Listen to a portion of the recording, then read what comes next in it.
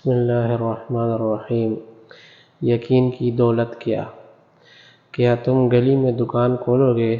میں نے حیرت سے آنکھیں گھماتے ہوئے اسے دیکھا۔ ہاں، میں گلی میں دکان کھولوں گا، اس نے اٹل لہجے میں کہا تو میری حیرت مزید بڑھ گئی۔ ہاشم، تم جانتے ہو کہ بازار کی گلی میں دکان کھولنے سے تمہیں گھاٹے کا سودا کر رہے ہو؟ بھلا گلی کی دکان میں کون آتا ہے؟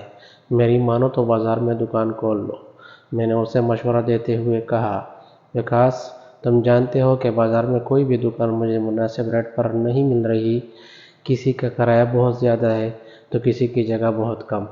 بازار کی گلی میں جو دکان مجھے مل رہی ہے اس کا کرایہ بھی مناسب ہے اور جگہ بھی کافی کھلی، اس لیے میں نے وہاں دکان کرایہ پر لینے کا فیصلہ کیا ہے۔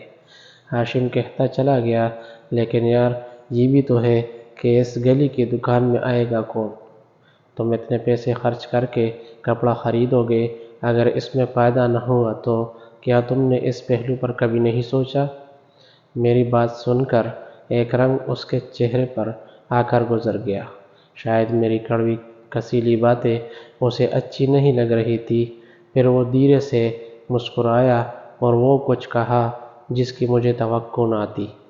وہ کہہ کر جا چکا تھا، مگر اس کے کہے ہوئے الفاظ میرے ذہن میں بار بار گونج رہے تھے۔ میرا رزق لوگوں کو کھینچ کر یہاں لائے گا۔ میں اور ہاشم دونوں ایک کپڑے کی دکان پہ ملازم تھے۔ کپڑے کا کام سیکھنے پر ہم دونوں نے اپنی اپنی دکان کھولنے کا فیصلہ کیا۔ مجھے بازار میں ایک دکان مناسب ریٹ پر مل گئی تھی، مگر ہاشم کو کہیں بھی دکان مناسب ریٹ پر نہ ملی۔ کچھ کا کرایہ بہت زیادہ تھا اور کچھ کی جگہ بہت کم، اس لیے وہ مجبور ہو کر بازار کی گلی میں دکان کرایہ پر لینے کا فیصلہ کر چکا تھا۔ میں نے بازار میں کپڑے کی دکان کھولی تھی، مناسب ریٹ کی وجہ سے جلد ہی میری دکان چل پڑی تھی۔ کبھی کبھار میں بازار کی گلی میں واقع ہاشم کے دکان پر جاتا تو اسے مکھیاں مارتے ہوئے ہی پاتا۔ مجھے اس پر بے انتہا ترس آتا۔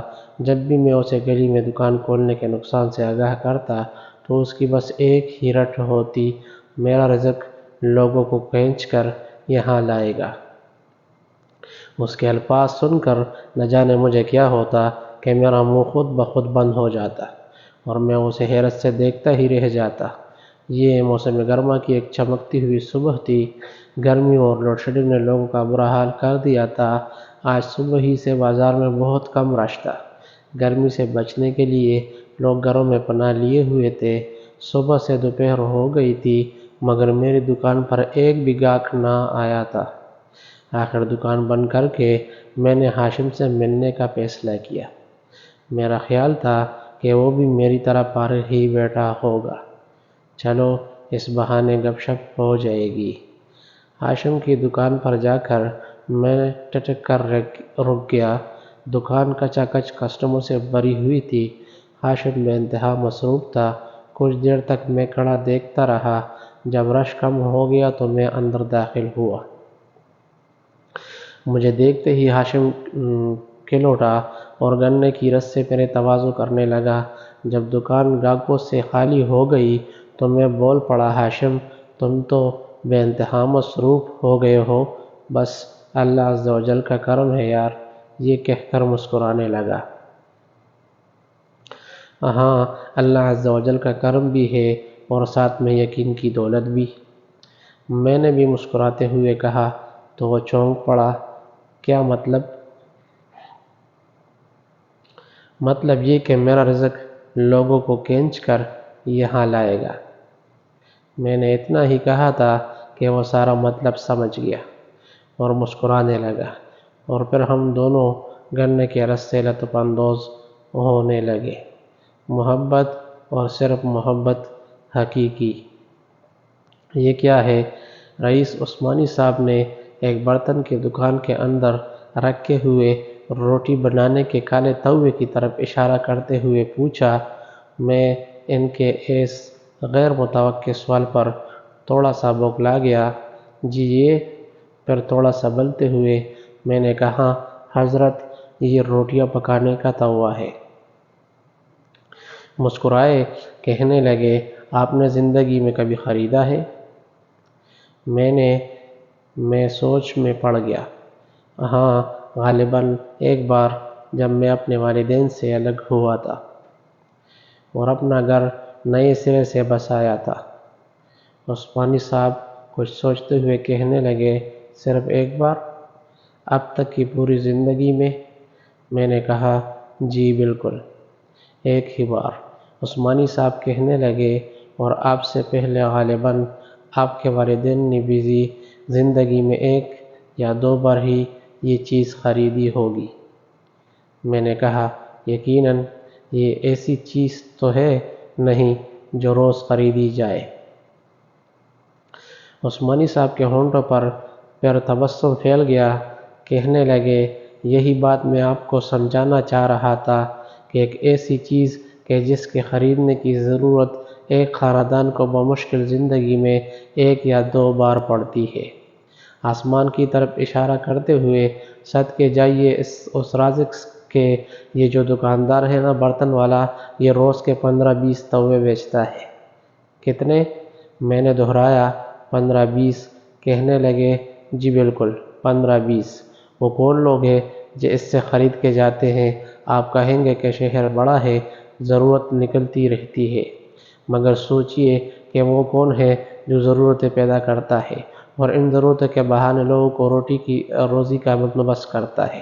کبھی بیٹھے بٹھائے گھر کی استری خراب ہو جاتی ہے، کبھی پنکھا چلتے چلتے بند ہو جاتا ہے، بجلی کے اشیاء مرمت کرنے والے کے پاس جانا پڑتا ہے، اس کی دہاڑی لگ جاتی ہے، اس کو اس کے بیوی بچوں کو بھی رزق پہنچاتا ہے۔ گھر سے نکلے، پتہ چلا بائیک یا گاڑی کا ٹائر پنچر ہے، پنچر والے کو روزی ملتی ہے۔ آپ اس کے دینے کے انداز تو دیکھو۔ کبھی بیٹھے بٹھائے تالا کھو جاتا ہے، چابی کھو جاتی ہے یا ٹوٹ جاتی ہے۔ عثمانی صاحب کی یہ بات کرتے کرتے آواز بھر آ گئی اور آنکھیں بھی بھیگ گئی۔ میرے منہ سے بے اختیار سبحان اللہ نکلا۔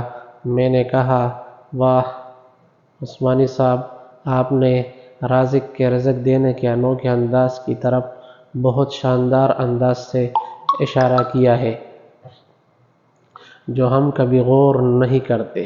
عثمانی صاحب کہنے لگے، یہی میں آپ کو سمجھا رہا تھا یاسر صاحب۔ آپ جو کہہ رہے تھے نا کہ آپ کا کاروبار بالکل ٹھپ ہو گیا ہے، اب کیا ہوگا؟ میں نے ہنستے ہوئے مداخلت کی، کروں گا کیا جو محبت میں ہو گیا ناکام؟ مجھے تو اور کوئی کام بھی نہیں آتا۔ عثمانی صاحب بھی ہنس پڑے، جی بالکل بالکل، آپ نے اور کچھ کرنا بھی نہیں ہے، یہی کام کرتے رہیے، محبت اور صرف محبت، اپنے اللہ سے، اپنے کام سے، اپنے فرائض سے، اپنے لوگوں سے محبت ہی کرتے رہیے، اور پھر نتائج اس رازق پر چھوڑ دیجئے۔ وہ دے کے بھی آزماتا ہے اور نہیں دے کے بھی۔ صبر اور شکر، یہ دو ہی چیزیں ہمارے بس میں ہیں، اور ہمارے شایان شان بھی۔ رونا دھونا، شکایتیں کرنا ناشکروں کا کام ہے۔ میں نے رک کے عقیدت سے ان کا ہاتھ تھاما اور اپنی آنکھوں سے لگایا۔ حضرت، آپ نے آج مجھے نیا حوصلہ دیا ہے، آپ سلامت رہے، اور یوں اللہ کی اپنے بندوں سے محبت پر میری بھی آنکھیں نم ہو گئی۔ وہ دیتا ضرور ہے، کسی کو کم، کسی کو زیادہ، رزق کی تقسیم اس نے اپنے ذمے لی ہوئی ہے۔ آخر میں یہی دعا ہے اللہ عز و جل سے کہ ہم تجھ سے راضی ہیں، تو بھی ہم سے راضی ہو جا۔ آمین یا رب العالمین، بجا سید النبی المرسلین صلی اللہ علیہ وسلم۔ مؤدبانہ گزارش، ہمارا ہدف آپ کو بہترین اسلامی، معاشرتی، تاریخی، معلوماتی، اصلاحی تحریریں پیش کرنا ہے، جس میں آپ کا ایک شعر بہت بڑا کردار بطور صدقہ جاریہ ادا کر سکتا ہے۔ آئیے ہمارے ساتھ ساتھ آپ بھی اس کار خیر کا حصہ بنیے۔ شکریہ۔ اور اگر ویڈیو اچھی لگی ہے اور چینل پر نئے ہو تو برائے مہربانی چینل کو سبسکرائب